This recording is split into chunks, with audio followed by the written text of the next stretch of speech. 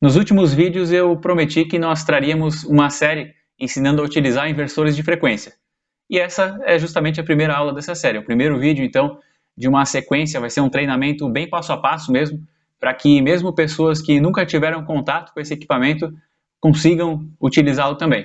Eu vou falar nessa primeira aula sobre basicamente como funciona o inversor, para que ele serve exatamente, quais funções que ele faz, além do que as que todo mundo já conhece, e também dar alguns exemplos. A segunda aula vai ter o objetivo de ajudar quem está querendo adquirir um inversor de frequência da Brasiltec e precisa saber quais funções ele faz, quais as características, para que se possa determinar se ele vai ou não atender às necessidades do seu projeto.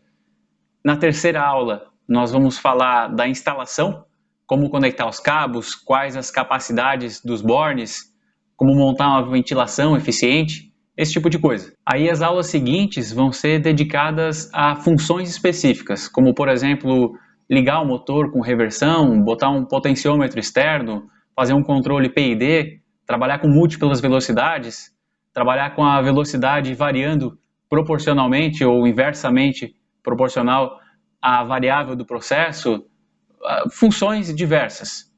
E a ideia é montar uma biblioteca de vídeos onde, quando você quiser montar alguma aplicação com alguma função específica, você vai buscar o vídeo da instalação, o vídeo da função específica, e com esses vídeos você vai ser capaz de programar um inversor de frequência sem a necessidade de conhecer todas as outras funções que ele tem, porque é um equipamento muito completo, então para conhecer tudo acaba se tornando complexo também.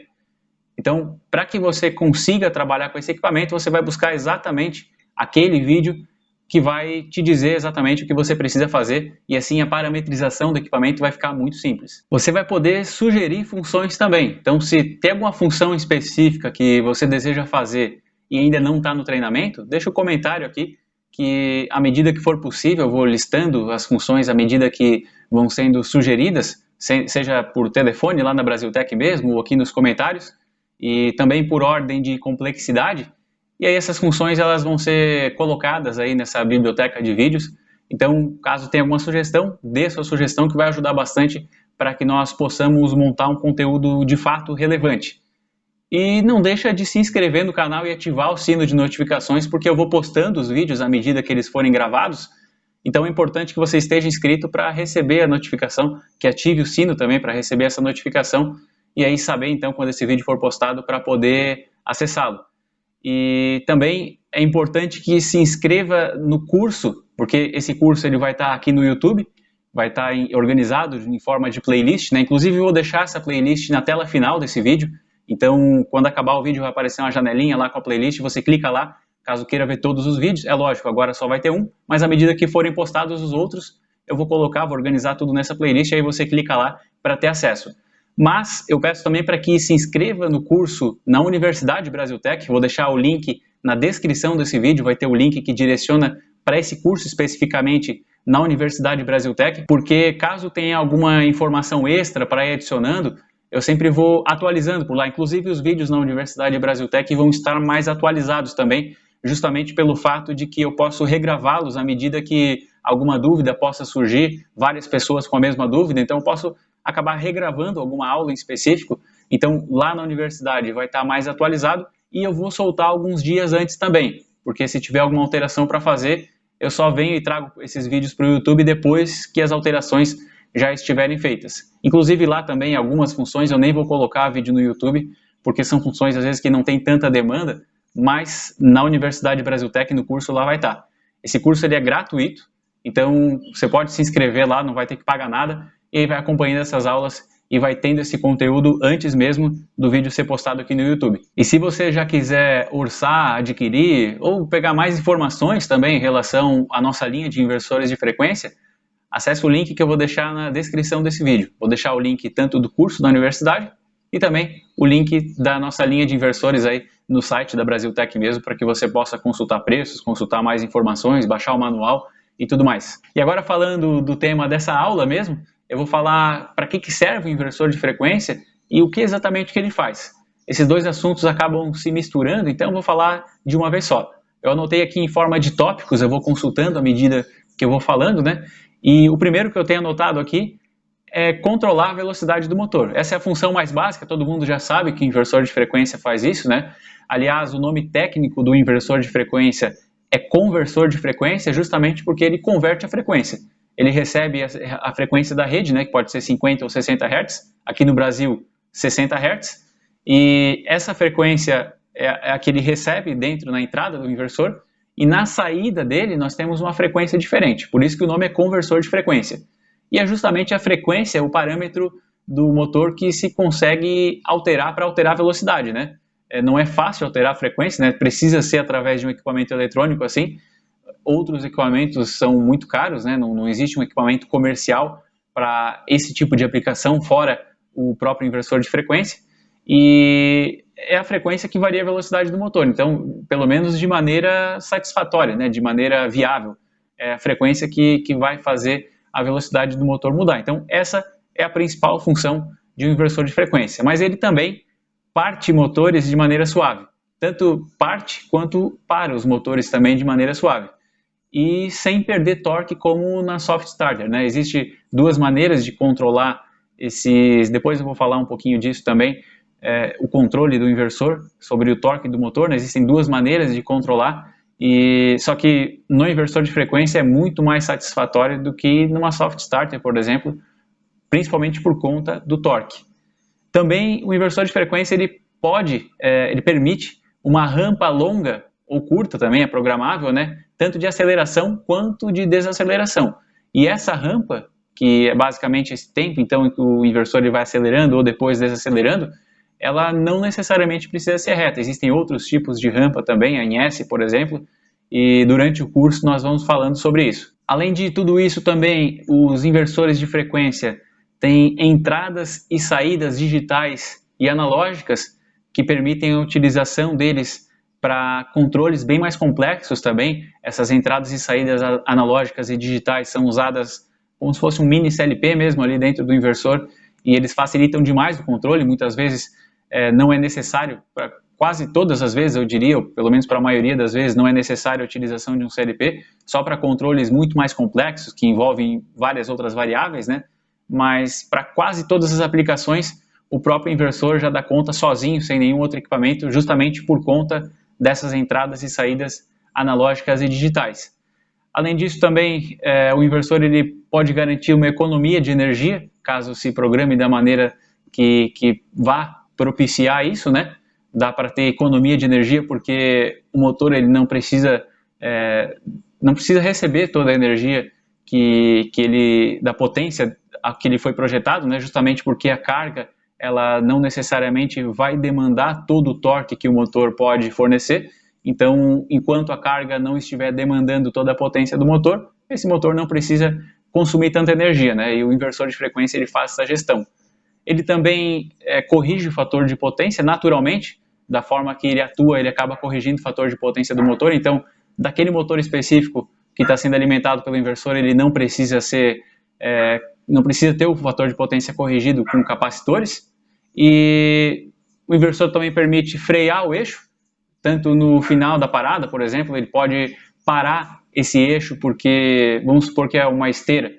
À medida que você para o motor, esse eixo ele pode ser freado porque às vezes nós temos a gravidade puxando, se é uma esteira a descer, por exemplo, ou se é um guincho.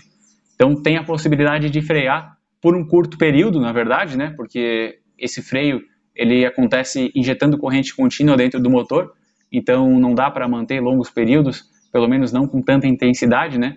Para não acabar prejudicando o motor.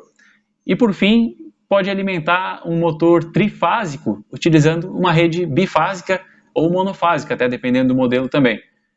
Tem modelo que é 220, que pode ser alimentado com fase neutra, e também os modelos trifásicos podem ser alimentados com duas fases.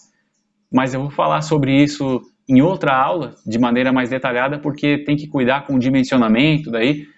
E os inversores de frequência têm outras funções também, eu quis citar essas aqui porque são as que eu lembrei, são as principais também, talvez.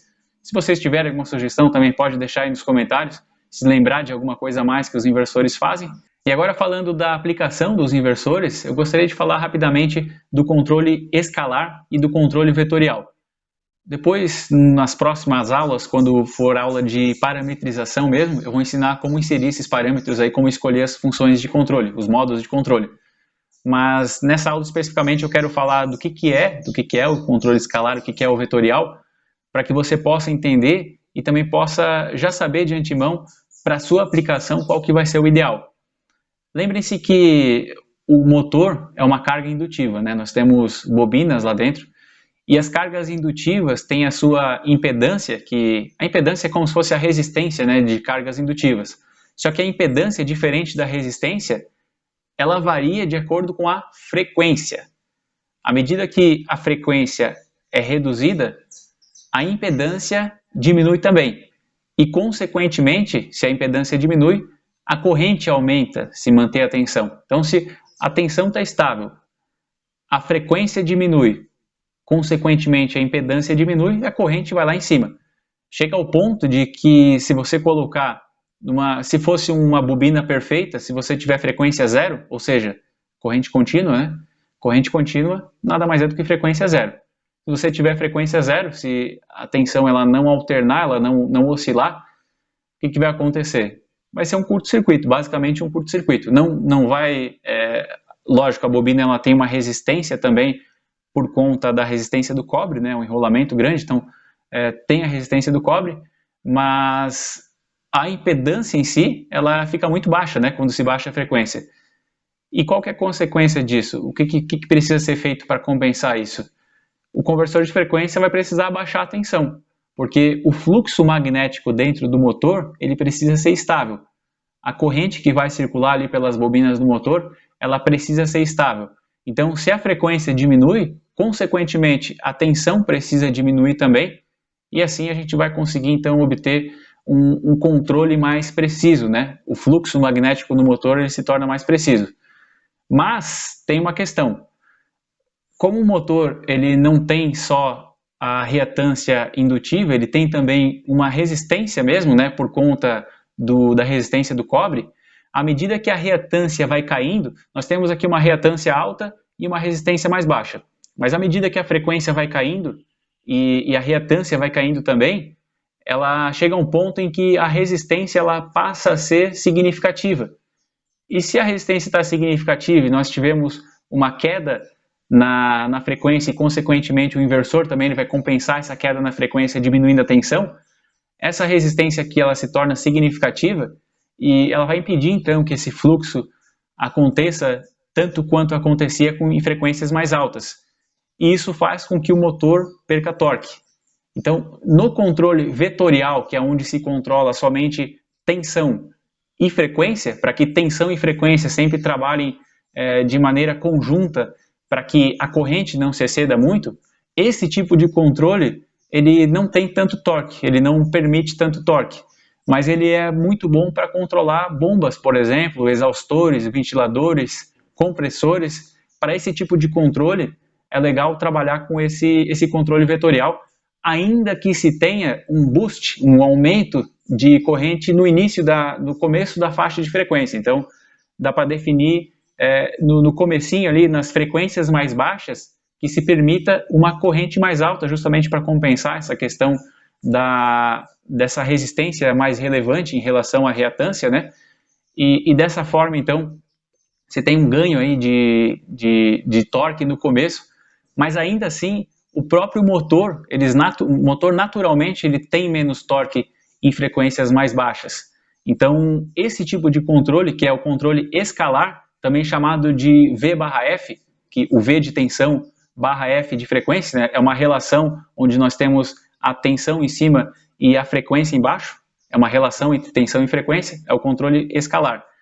Esse tipo de controle, então, não se tem um controle muito apurado do torque, principalmente nas frequências mais baixas. Aí o que se tem para resolver esse problema? Tem o torque variável, que é o modo vetorial. O modo vetorial ele é um modo de controle um pouco mais completo, ele é mais sofisticado, e ele consegue variar, então, o torque do motor, variar a corrente do motor de acordo com a demanda da carga. Então, desde as frequências mais baixas já se tem muito torque E se você tem, por exemplo, um picador de madeira, a madeira vai caindo lá e vai sendo picada então por aqueles rolos, né, que vão cortando, quebrando a madeira, né, e em alguns momentos você vai ter mais carga, em outros momentos menos carga. Cair um pouco mais de madeira vai dar uma carga um pouco maior, e cair um pouco menos ali a carga vai ser menor. E o controle vetorial ele é muito bom para isso, ele consegue gerir o torque do motor para que seja suficiente em todas essas ocasiões aí onde se tem a necessidade de mais torque ou menos torque. Então, basicamente, onde se vai utilizar o controle vetorial em picadores de madeira, em britadores, em moinhos, também guinchos, laminadoras, esteiras transportadoras, sempre onde o torque varia e onde se precisa de muito torque também, desde as frequências mais baixas, desde a partida, é interessante se trabalhar então com esse sistema vetorial, que é um controle mais sofisticado. E torno também, acabei esquecendo de citar o torno, uma das aplicações onde se varia muito essa necessidade de torque, né? E para as aplicações como, por exemplo, bombas, compressores, exaustores, ventiladores, esse tipo de aplicação, o ideal é trabalhar com o modo vetorial, com o modo escalar, porque em frequências fixas, o torque é fixo também, isso vai garantir mais estabilidade para o processo e também economia de energia. Então, basicamente, aí resumindo, para trabalhar com fluidos, normalmente é mais interessante o modelo escalar e o vetorial, então, para quando tem esse torque variável e necessidade de torque na partida, quando se tem frequências mais baixas. E agora eu vou falar rapidamente como que funciona um inversor de frequência, porque esse conhecimento vai ser muito importante para que quando vocês forem parametrizar e analisar o comportamento do processo, vocês possam compreender melhor o que precisa ser ajustado para que se tenha o resultado esperado. Alguns parâmetros eles podem ser pré-definidos, mas outros precisam de algum tipo de ajuste a campo no momento em que se está dando startup mesmo no equipamento, né? Então, isso porque você pode pegar um equipamento igual, por exemplo, sei lá, uma ponte rolante, por exemplo, mas cada ponte rolante vai ter uma característica diferente, vai ter um motor diferente, vai ter uma carga diferente. Então, alguns parâmetros eles precisam ser compreendidos para que se possa fazer os ajustes. E compreendendo a maneira que o inversor trabalha, é muito mais fácil tanto para fazer a programação inicial, quanto para fazer esses ajustes depois. Além de que se tem muito mais facilidade de entender alguns alarmes também que podem acabar disparando durante o funcionamento desse inversor. Então, para ficar claro que nós temos desse lado esquerdo a entrada de tensão, nós temos 3 fases aqui então entrando. Isso aqui a lógica é a mesma para trabalhar com 2 fases ou para trabalhar com uma fase só. A lógica é exatamente a mesma. E aqui nós temos a saída que vai para o motor. Então a tensão ela entra alternada. Aqui nós temos o circuito retificador.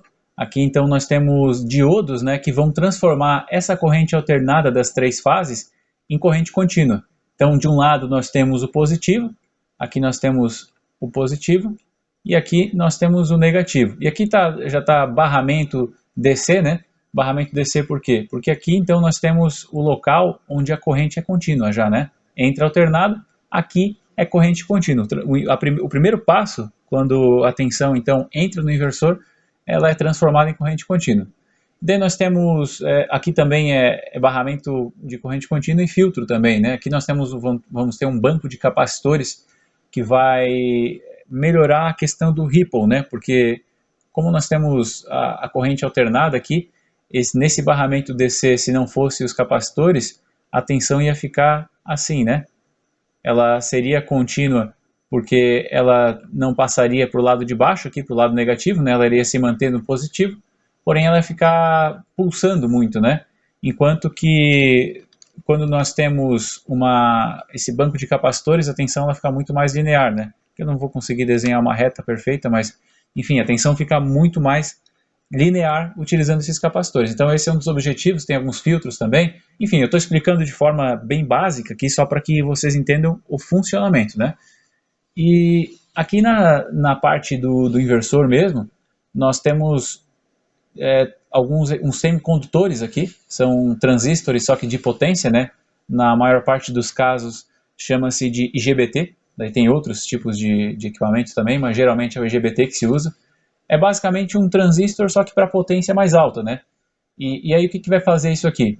Como nós temos corrente contínua de um lado, e na verdade o positivo, né, de um lado e o negativo do outro, e aqui essa ponta aqui, ela não está desenhada, aqui nós temos nessas pontas onde eu estou clicando aqui, isso aqui é controlado, é onde está o gatilho desses transistores, né?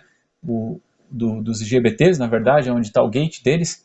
E isso é controlado por uma unidade de controle. Então, essa unidade de controle vai liberar um gatilho aqui para permitir ou não a passagem dessa corrente contínua para cada um desses três cabos aqui que vão se tornar as três fases, né? Então vamos supor que aqui nós temos R, S e T. Então a fase R ela pode receber tanto o positivo quanto o negativo aqui de baixo. Ó. Reparem que tanto um transistor quanto o outro podem alimentar essa mesma fase.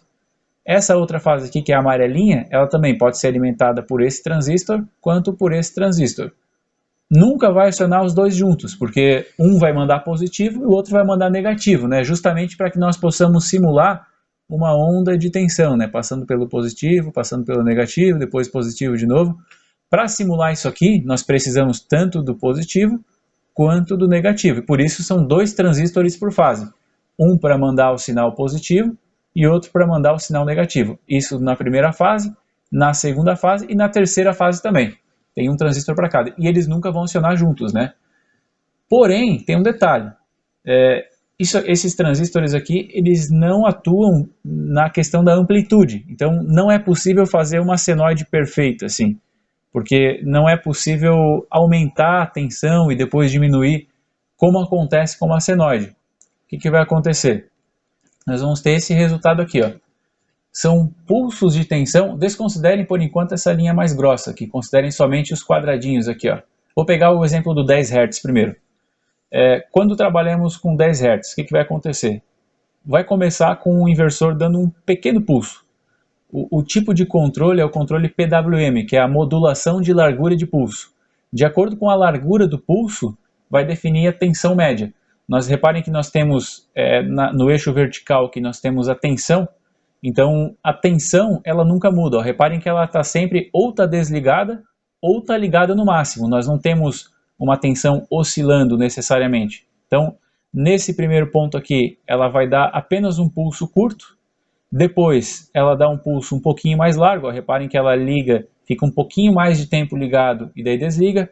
Aqui nós já temos um tempo maior, aqui um tempo maior, até chegar no pico máximo aqui, que é onde nós temos uma largura bem maior, um tempo desligado muito pequeno e um tempo ligado grande. Ó. Tempo desligado pequeno, tempo ligado grande. O que vai acontecer isso aqui? A tensão, em geral, ela é a mesma, ó, só que ou está ligado ou está desligado. Mas se nós fizermos uma média, o resultado vai ser essa senoide aqui, porque no começo nós tínhamos muito tempo desligado para pouco tempo ligado, então a tensão média é baixa. Mas à medida que vai indo para frente, aqui ó, nós temos mais tempo ligado e menos desligado, então a tensão vai aumentando. E a corrente ela vai acompanhar a tensão, né? Então nós temos, consequentemente, um resultado que se assemelha muito à senoide a corrente, né? O sinal da corrente ela vai se assemelhar ao sinal da senoide aqui, né? Esse sinal aqui. E aí o que o inversor vai fazer? 20 Hz é o dobro da frequência de 10, né? Então reparem que enquanto nós temos um ciclo aqui, no lado de cima, enquanto nós temos meio ciclo, na verdade, aqui embaixo, aqui em cima nós já temos um ciclo completo, ó. E quando é 30 Hz, daí já é o triplo da frequência aqui de 10, né? Um ciclo completo aqui em 10 Hz, aqui é o que está sendo mostrado, né? 10 Hz seriam 10 ciclos por segundo, né? Então, aqui nós temos um ciclo, aqui em cima nós já temos 3 ciclos, ó, nesse mesmo período aqui. Então é dessa forma que ele atua. Reparem que ele liga por um tempinho pequeno, depois vai aumentando esse tempo, até que chega no período máximo, ele está ligado por bastante tempo e desligado por pouco tempo. Um dos parâmetros que vai ser definido é quantos impulsos de tensão vão ser dados também, que é a frequência do inversor, não a frequência de saída, mas a frequência de trabalho, a frequência do PWM, a frequência do chaveamento. Essa frequência é importante também que se saiba como definir, mas isso eu vou ensinar para frente daí na parte de parametrização. Espero que vocês tenham compreendido como que funciona o inversor. Se ficou alguma dúvida, se tem alguma sugestão, deixa aí nos comentários. Não esquece de se inscrever no canal e ativar o sino de notificações. E também clicar aí na tela, vai aparecer a playlist desse curso. Então clica aí nessa playlist que você vai encontrar todos os vídeos que já foram gravados, todas as aulas que foram gravadas. Se inscreva também no curso lá na Universidade Brasiltec, o link está na descrição, não esqueça, lá as aulas acabam saindo antes, então sugiro que você se inscreva por lá também. Até lá!